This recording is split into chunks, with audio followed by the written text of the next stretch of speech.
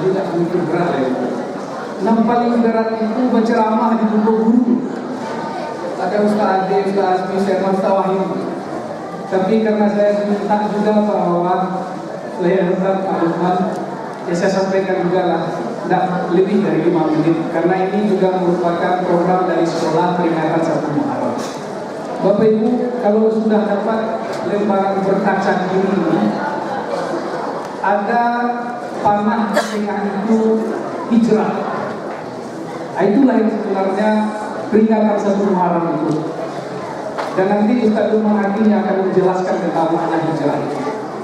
Tapi saya ingin ulang kembali, mengapa dengan peristiwa hijrah ini dimulai perhitungan kalender Islam ini.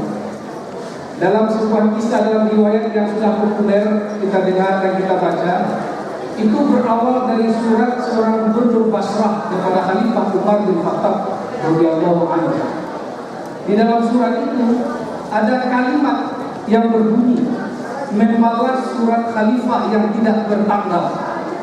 Jadi banyak surat-surat Khalifah Umar bin Khattab yang dibalas oleh gubernur Basrah dan ada satu yang tidak bertanggal. Karena apa? Pada waktu itu penanggalan masih menggunakan penanggalan Masehi yang digunakan oleh orang-orang Nasrani. Umar bin Khattab merasa tersindir dengan balasan surat gubernur Basrah itu. Lalu beliau kumpulkan ahli-ahli, beliau kumpulkan sahabat-sahabat beliau di istana, dan beliau mengatakan kepada mereka, saya ingin umat Islam punya penanggalan sendiri. Setuju seluruhnya.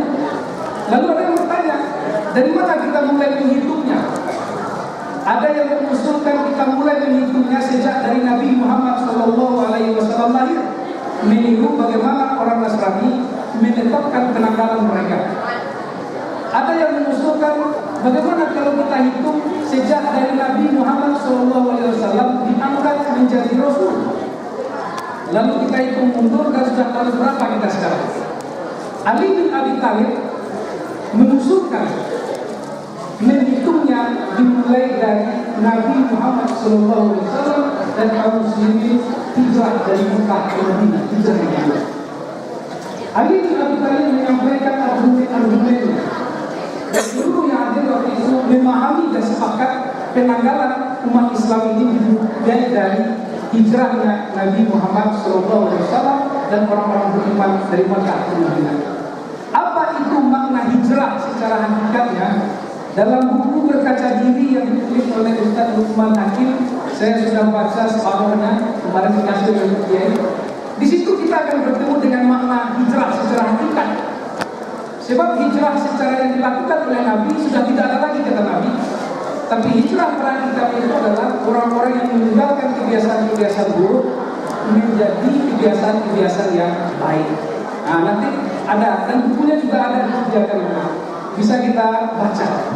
Tapi ingat ibu dan bapak, para sejarawan diantaranya pernah saya baca buku yang ditulis oleh Holbach. Bukunya sudah diterjemahkan. Siapa itu Holbach? Dia seorang ahli sosiologi berkebangsaan Jerman. Dan dia meneliti peradaban manusia, perkembangan peradaban manusia. Holbach mengatakan, di Asia dan di Afrika, titik awal perubahan peradaban manusia di sana sampai kepada seluruh penjuru dunia pertama kali dilakukan oleh migran yang melakukan migrasi besar-besaran yang dipimpin oleh pemimpin bernama Muhammad. Holbach ini seorang peneliti dan dia bersih meneliti perubahan terjadi besar-besaran di Asia dan di Afrika itu diawali dengan sebuah migrasi besar-besaran. Apa itu migrasi? Perpindahan orang dalam jumlah besar dari suatu tempat ke tempat yang lain. Itulah hijrah oleh migran. Siapa itu migran? Adalah para muhajir yang dipimpin oleh pemimpin mereka bernama Muhammad. Artinya sejarawan, para pemikir sosial pun mengakui bahwa peristiwa hijrah itu adalah titik awal dari kebangkitan umat Islam. Yang kedua, Bapak Ibu yang dirahmati Allah, akhir dari hijrah itu adalah untuk Makkah. Direbutnya kembali ke Makkah dan diberikan oleh Allah kemenangan kepada kaum muslimin. Saya pernah ditanya oleh anak kelas 7 SMP pada suatu ketika menyampaikan tentang tentang hikmah hijrah ini.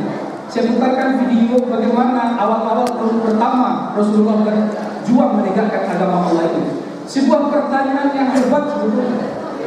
Ustaz, kalau memang Nabi Muhammad SAW itu adalah utusan Allah, mengapa harus disiksa dulu? Baru terakhir baru dikasihkan pintu Mekah. Ada potongan-potongan film saya lihatkan kepada mereka waktu itu. Mengapa tidak langsung saja dijungkir-balikan orang-orang kafir Quraisy? Mengapa tidak dihabiskan saja? Tapi mengapa harus melalui penderitaan terlebih dahulu?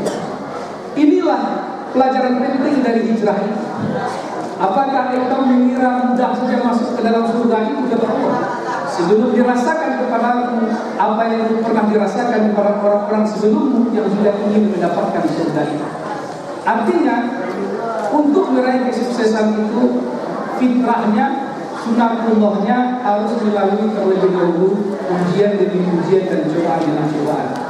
Siapa orang yang akan sukses itu? Orang yang sabar dan orang yang sholat dengan khusyuk.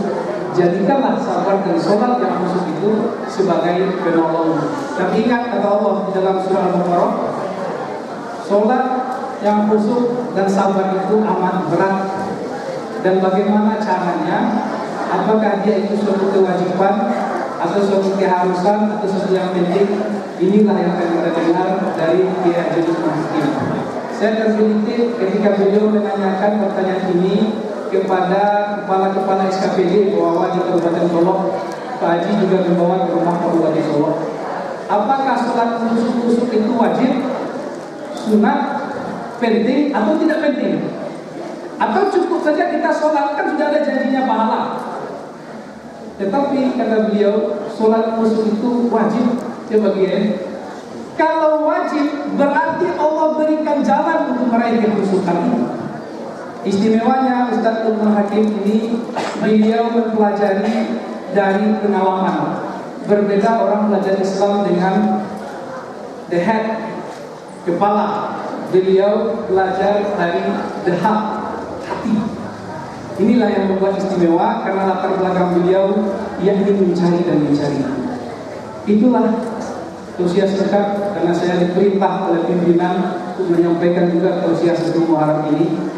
Tapi saya tidak mau berlama-lama, nanti Bapak Ibu jejak dengan saya sering-sering saja berdiri di hadapan ini.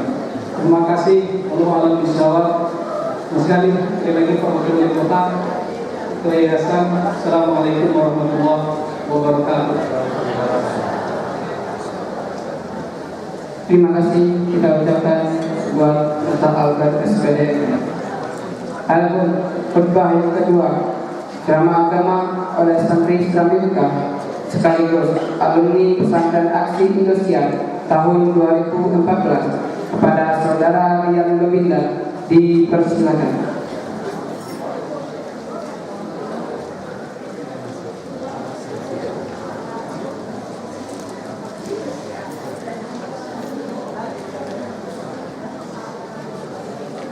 Baik Bu, sebelum kita mulai ceramah saya singkat pada ini, kita layanin bentar ya Bu. Kalau saya bilang ibu, ibu jawabnya iya. Kalau saya bilang bapak, bapak juga jawab iya. Begitupun juga adik-adik ya. Oke, kita tes. Ibu, iya. Mama tunggu. Ibu, iya. Bapak, iya. Adik-adik, iya. Assalamualaikum warahmatullahi wabarakatuh.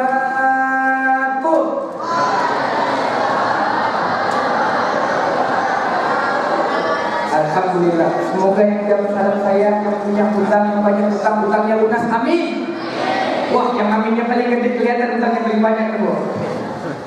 Oke, sebelum saya memulai, pertama saya minta izin dulu kepada mungkin tokoh-tokoh masyarakat dan ustaz dulu di sini yang mungkin punya lebih tinggi di saja, dan pada tim pesantren, Pak Wali Kota, semuanya izinkan saya menyampaikan sedikit yang ilmu saya punya ini.